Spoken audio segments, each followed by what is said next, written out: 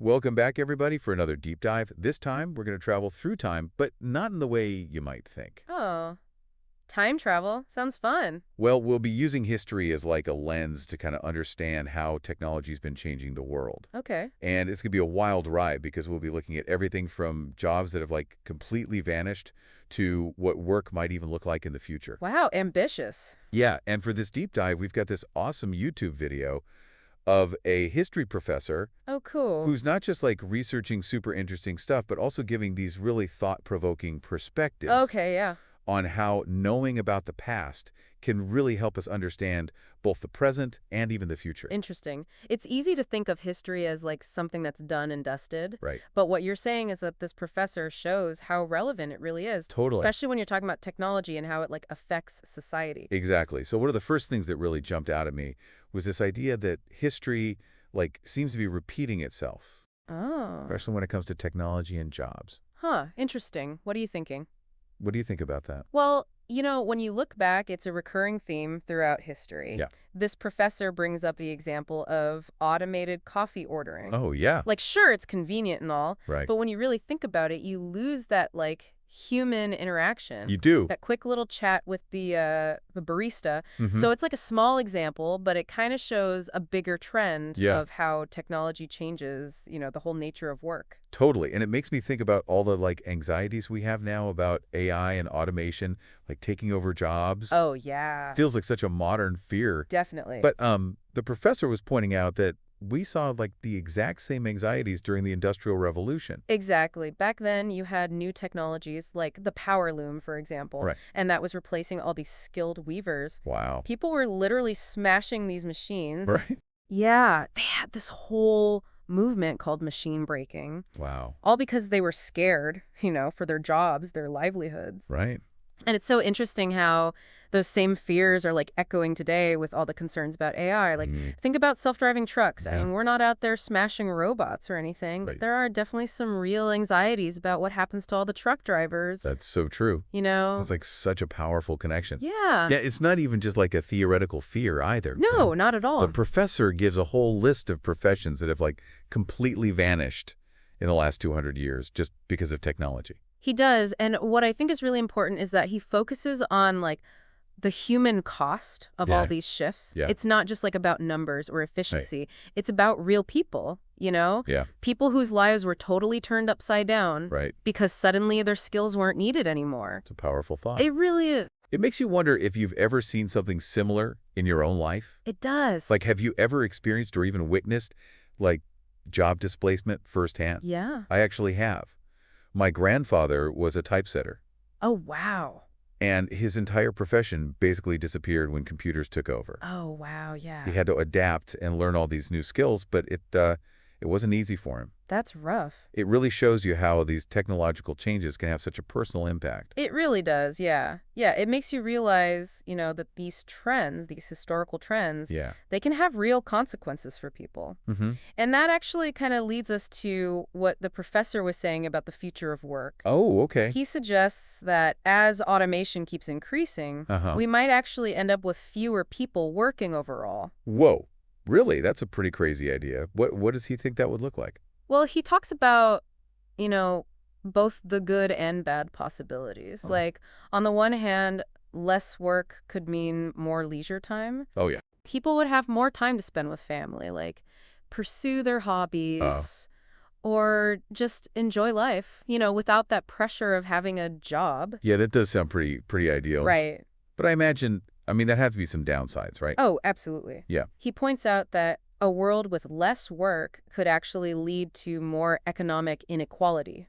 Oh, okay. Because the people who own and control, all the automation technology, Yeah. they could become even richer. Right. While the people who are like displaced by the automation might really struggle to even just like get by. That's a really good point. Yeah. It makes me think about potential solutions, like a universal basic income. Yeah. The professor mentions that a little bit. He does. Could you maybe explain a little more what that is and how it would work to address those challenges? Yeah, sure. So universal basic income is basically like a guaranteed income that everyone gets, no matter if they're working or not. Huh.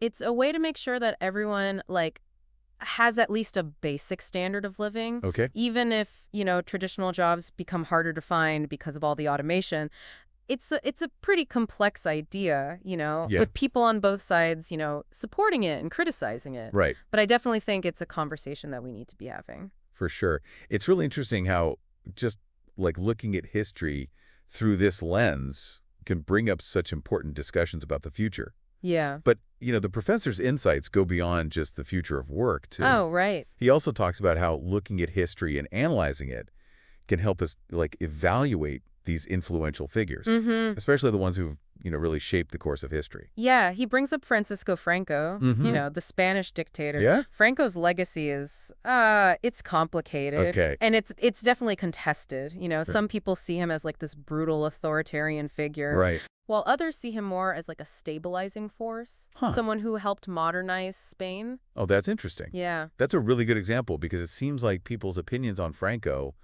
are often very much influenced by their own political views. Exactly. And the professor argues that to really understand someone like Franco, Yeah. you have to understand the whole historical context, the time he was operating in. In Franco's case, you've got, the Spanish Civil War and the Cold War. Right. And he's suggesting that we often just slap these labels on historical figures, good or bad, Right. without really taking the time to think about how complex things were back then. It's like that saying, hindsight is 20/20, right? Exactly. It's easy to look back and judge people based on what we believe now. Yeah. But we have to remember that they were living in a totally different world with different values and everything. Yeah, for sure. And that actually brings up another really interesting point that he makes. He argues that we tend to give too much credit to individual leaders for things like, economic booms, when really those booms might just be the result of bigger forces that are happening. Right, okay. Like larger structural forces, things like that.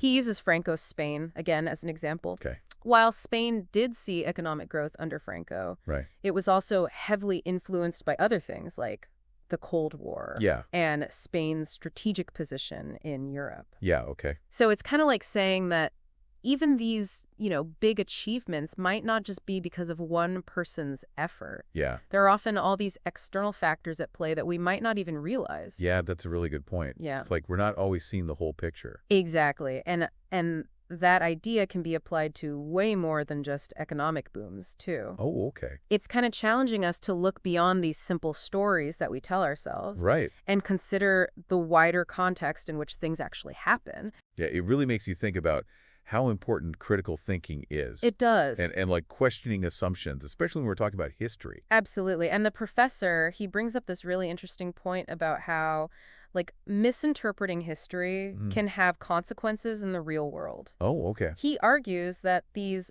biased or incomplete, understandings of figures like Hitler or Franco, they can actually contribute to dividing society and even hold back progress. Like we've seen with some groups, Yeah. they try to twist history Exactly. to fit their own agendas, Yeah. which Yeah. obviously just creates more conflict and misunderstanding. Right. And it reminds us how important it is to engage with history in a way that's nuanced Right. and critical, Yeah. It's not about memorizing all the dates and names. It's about understanding how complex the past really was. Right. And how all of that is still shaping the world we live in. It's really amazing how this professor can take something that feels so far away, Yeah. and make it so relevant to our lives. Yeah, it is. What really stood out to you the most from this whole discussion? I think for me, the biggest takeaway is how important perspective is. Yeah. Whether we're talking about technology and jobs, Mm-hmm. or the legacy of all these historical figures, or Right. even just our own personal accomplishments. Mm-hmm. It's crucial to think about the bigger picture. Right. Challenge what we assume Right. and be open to seeing things from different angles. I totally agree. This whole deep dive has definitely given me a lot to think about. Me too. And, as we're wrapping up here, Yeah. I keep coming back to the professor's final question Oh, right. about how, if technology keeps changing the world of work, Yeah. how can we make sure everyone has a fair and equal future? It's the big question, isn't it? Yes. And there's no easy answer. Right. But I think the first step is just acknowledging that we have a choice, Yeah. We don't just have to sit back and accept whatever happens. Right. By learning from history, talking about these things, Yeah. and working together, I think we can create a future that works for everyone. For sure.